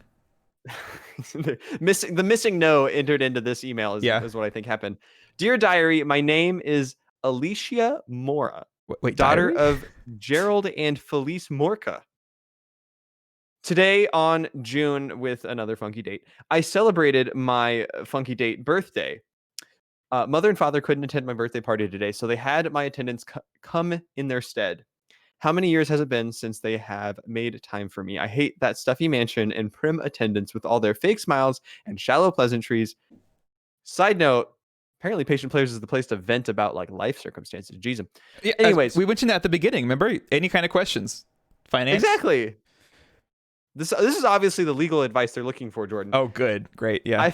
I felt that if I was so unimportant that my own parents wouldn't even show up to my own birthday party, then what was the point of me even being there at all? It was at that thought that I noticed a small white rabbit wearing a coat, vest, and prim top hat hopping through the garden. Of course, I was fascinated by this, so I gave chase. I called out to the white rabbit, and he turned back to me, saying, "No time to talk. I'm going to be late. I'm going to be late." However, I could not let something this interesting get away from me, so I gave chase after the rabbit and followed into a large knoll underneath a large tree.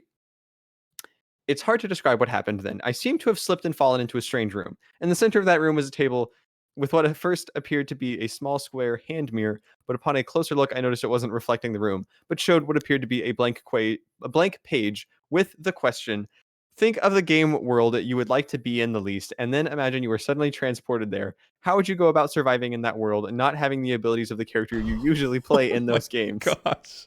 I'm not sure how to answer the question given, but this seems to be some sort of magical diary, and attached to the diary from a chain was a silver pocket with the letter K engraved on the back. That is where the email ends, which doesn't tell me anything about how Alicia Morha happened to get out of the whole... Or how we got her diary entry in our email inbox. Why she's emailing patientplayerspodcast@gmail.com, but I'm glad she did. Besides the world that Alicia Morha happens to have fallen into, what world do you really not want to be a part of, Jordan? I'm just going to say the first thing that came to mind, because it's not a world I really want to be part of when I play the game either. So I was going to say TF2. But then you mentioned like not having abilities, and so I'm just picturing like everyone blowing each other up, and I just don't even have like a gun or anything. I'd be toast. I'd be toast, dude. Maybe Overwatch would apply too. You just be the pyro. Okay. I feel like you could make it all right with the pyro. You just hold down the button and run at him. No, but he said you don't have abilities. I would count that as guns. Is you don't have equipment. So, okay, here's the thing. You need the ability to aim and shoot a gun, right? Like, I couldn't be the sniper because I'm not that accurate at marksmanship. He says the abilities of the character you usually play, which implies like their kit, you know? And then TF2 is like it's a class-based kit shooter. So if I have a weapon, then I probably wouldn't say TF2. I'd probably still die.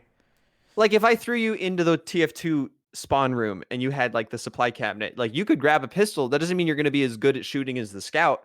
But if you grab a flamethrower, I'm pretty sure you could push the button and kill some people. Okay, right? that's fair. Yeah, I could do that. I could so do that what in was the the normal other game. What was the other world that you were thinking of? I don't know. What are you thinking of? My brain first thought of a really boring one that I'm not gonna say, and then it jumped to Dark Souls, which um part of that game is that all the characters are undead, which means when they die they come back. But if I don't have that ability and I'm just a guy in Dark Souls, You're um, toast.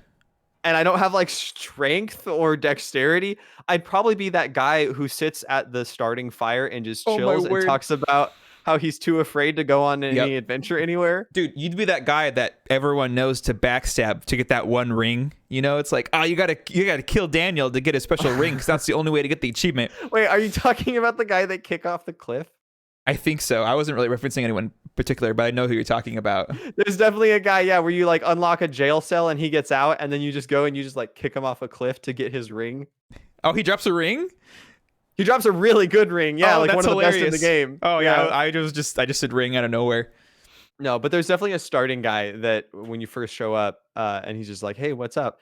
Funny story about that guy. When I first played Dark Souls ever, just came out of the tutorial, I was like, "I'm gonna mess this dude up," and so I attacked him. That's a bad idea if you're new to the game because he just is like, "Oh, I see how it is," and he starts attacking you, and he's a very difficult enemy when you're level 1, and he can like two-shot you, and even if you backstab him, it takes like 4 hits to kill him. Oh my goodness. Yeah, and if you die, you respawn at the bonfire directly in front of him. Oh. So as soon as you get up again, he's just attacking you again. He doesn't reset. And so the very first time I played, I basically fought that guy for about an hour and a half until I learned how to parry and backstab and killed him. And it was that was like the first That is Dark such Souls, a Daniel story. Oh my goodness. It's one of the first Dark Souls victory moments I've ever had of just like, I have finally overcome the difficulty set before me and I am better for it. It was great. Wow. That's you versus me in playing games. I look at a hard moment and I'm like, I'll come back to that later. You look at a hard moment and you're like, I'm about to spend the next 2 hours getting through this hard moment and I'm going to come out better because of it. Meanwhile, oh my goodness. And then the rest of the game is easier because now Exactly. I've learned how to play it. Yeah. Wow. I'd rather you give me all the tools up front I need to practice, and then I'll go out and just dominate and feel awesome. Well, thanks for writing us your diary, Alicia Morha. Alicia? I think it's Alicia. That's Alicia is a normal name. Okay. And that will bring us to our Discord questions before we end today. The first one is going to be less of a question and more of a correction from last week. You recall the wonderful story of Imran, our guest star, who mentioned receiving the gift of a Spider-Man limited edition PlayStation 4 from one of his podcast listeners, to which I was, very, very kindly asking the podcast audience to pay close attention to that detail. Maybe just take it to heart and really ponder it for a while. But Marion points out that my PlayStation was also gifted to me by a dedicated listener. However, it was, wasn't it? I would like to rebut that the podcast didn't exist when Marion bought me the PlayStation 4, so I don't know if she counts as a listener. But yes. That's true. Yes. Now it's true. Back then it wasn't true. It also wasn't. It also it came with Spider-Man, but it wasn't the Spider-Man limited edition PlayStation 4. So what you're saying is she could have done better. That's what I'm hearing. I got a great gift for Christmas. I'm not saying anything otherwise. I'm just saying for all of you listeners out there who are the most loyal to the Patient Players podcast, there are notes you can take forward. Oh my goodness. Man, I remember being so mad that she got you Spider-Man because she's like, I'm getting Danielle a PS4. And I was like, yes, I'm getting him Spider-Man. And she's like, I'm getting him Spider-Man. I'm like, no, I was going to get him Spider-Man and he's going to love me. It was actually her parents that got me Spider-Man.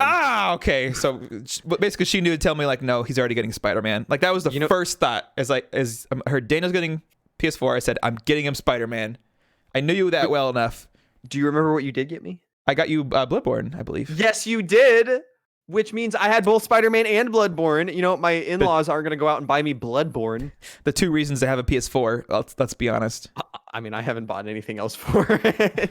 That's not true. I bought Last of Us. Last of Us. That's what I was gonna say. Yeah. And played it exactly once for about 2 hours. So now onwards to our next question.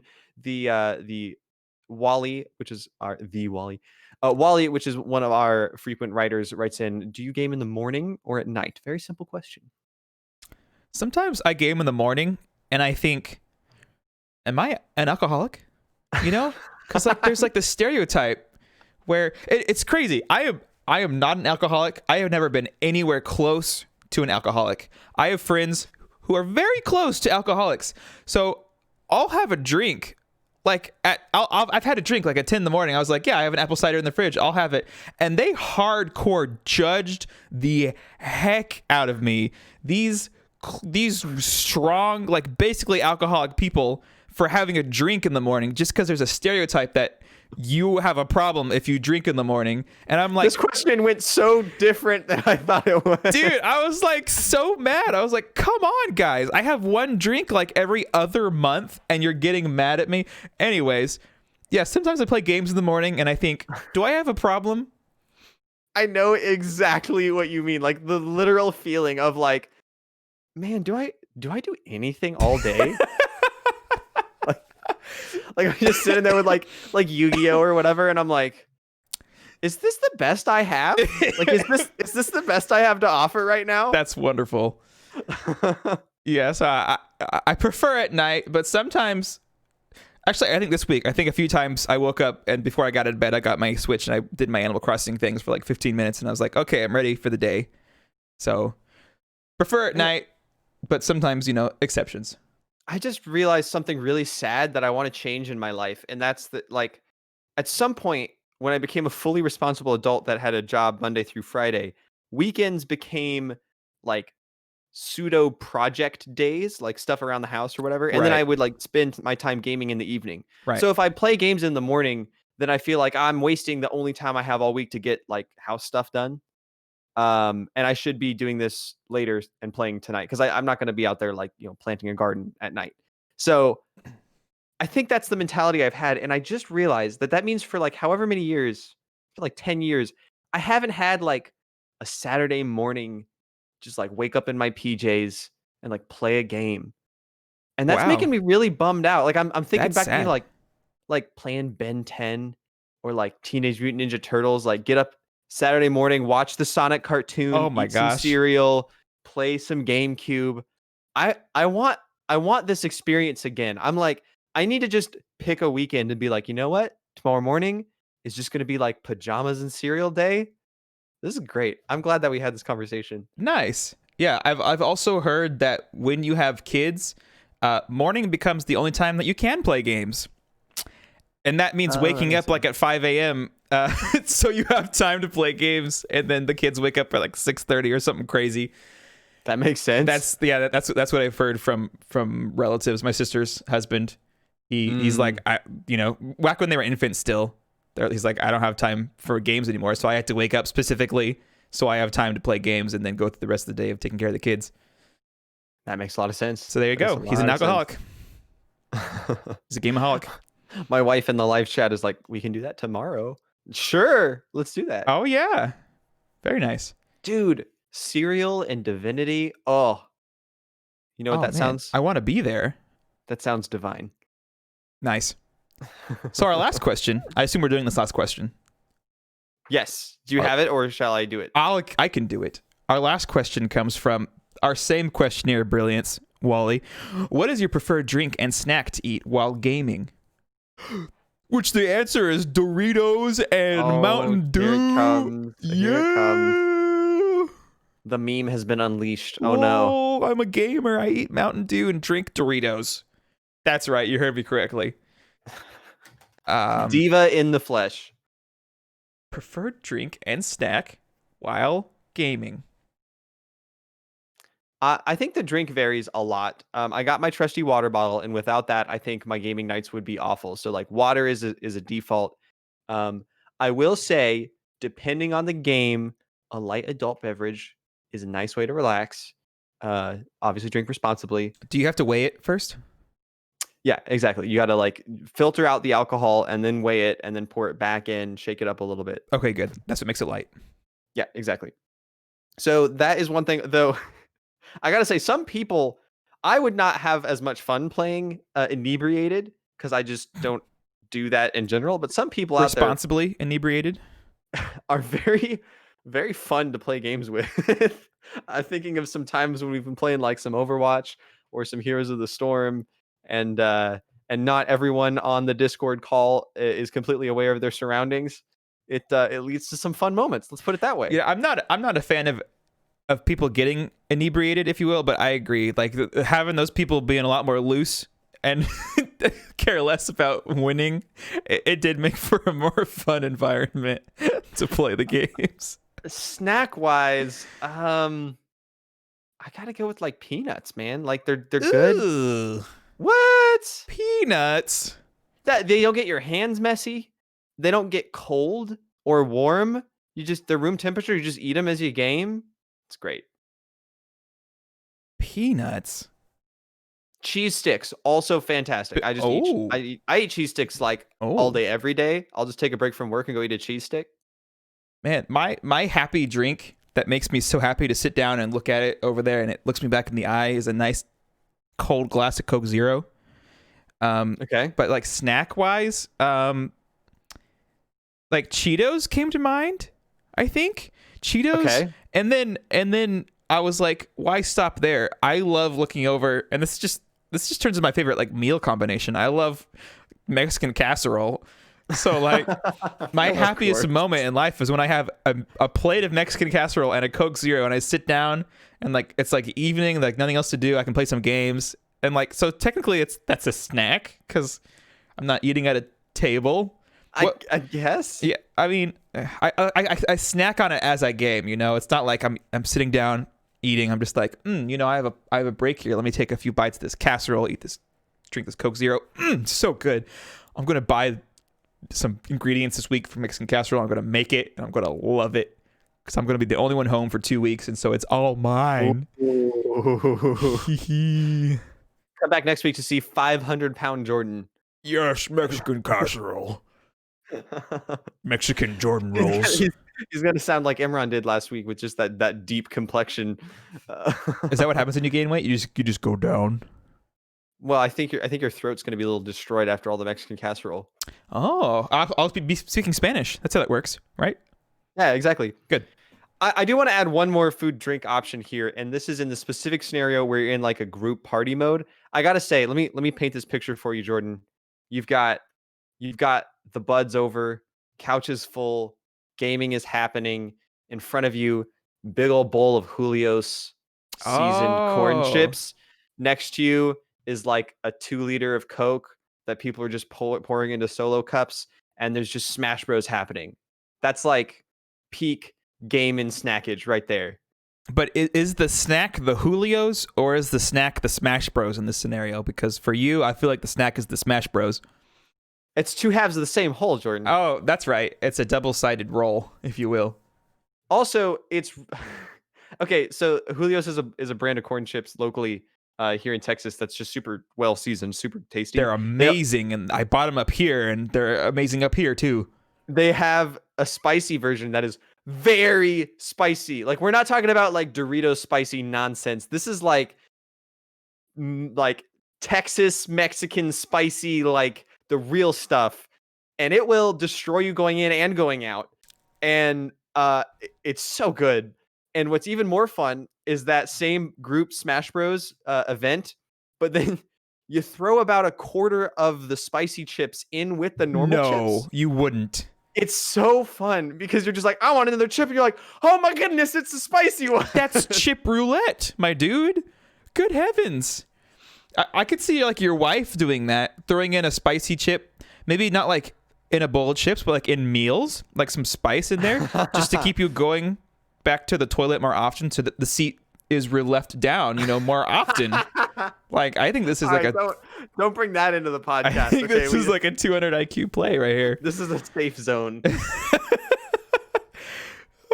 Speaking of safe zones, I think we're way out of time, which has nothing to do with safe zones, but wow. With that beautiful note, thank you for joining us on the podcast, everyone. In the future, you can catch this and more over at patientplayers.com/listen. You can join us on the Discord throughout the week, patientplayers.com/discord. And let people know if you like this podcast. That's actually one of the ways that we're looking to grow. If you like this and you know other people who play games like this in a more dedicated fashion, or would be interested in some of the deals we're talking about, or you think it's just fun, share that with someone. Let us know. If you have not talked to us before through email or through Discord, send us a message. It's always great to know what's going on with the community who listens to us. We'd love to hear from you or get to know more about you, and see you in the future weeks. Thank you for joining us, everybody. No announcements this week, right, Jordan? We're good? No, just that I'm happy to be back, and I'll probably be back next week. Just stuffed with Mexican casserole. Here we go.